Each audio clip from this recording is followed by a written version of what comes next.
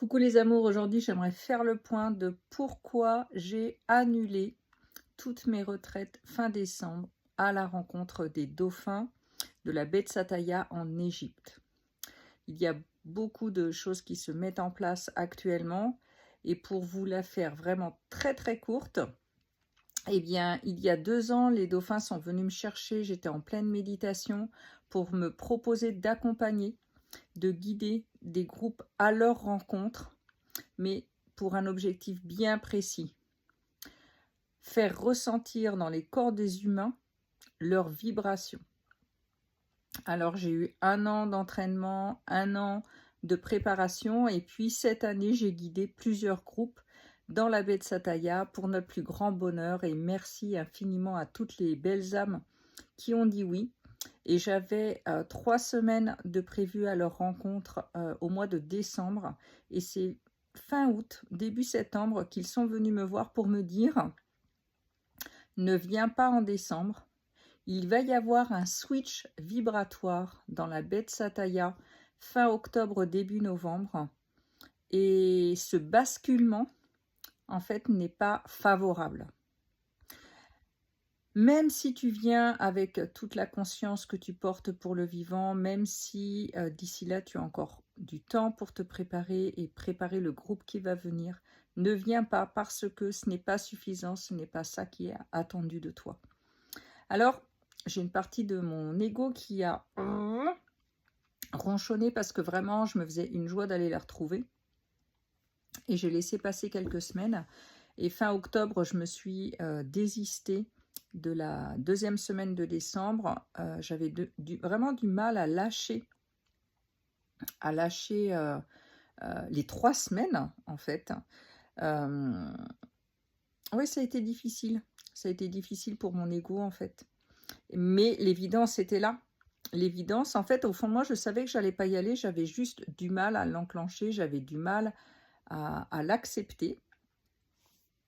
Et l'évidence s'est posée vraiment en gratitude dans mon cœur d'être évidemment en respect de leurs demandes, parce que c'est aussi ça, être au service du vivant, ce n'est pas faire comme l'ego voudrait que l'on fasse, mais c'est être vraiment à l'écoute du vivant pour respecter leurs demandes, respecter leurs souhaits et être au plus juste sur cette grande toile que nous occupons chacun à notre manière dans notre place unique sur la toile du vivant.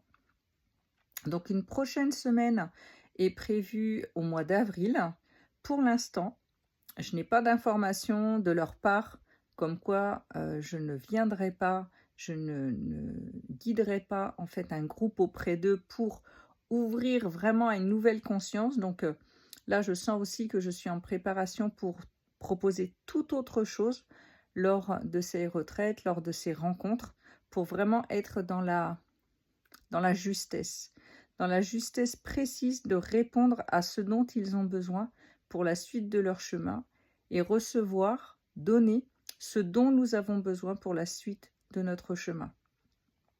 Donc j'invite vraiment chacune en conscience à se demander quelle place il souhaite occuper au sein de la toile du vivant, quel alignement, quel respect, quelle justesse vous souhaitez occuper, parce que nous allons quitter un cycle de 9 ans, puisque nous terminons l'année 9.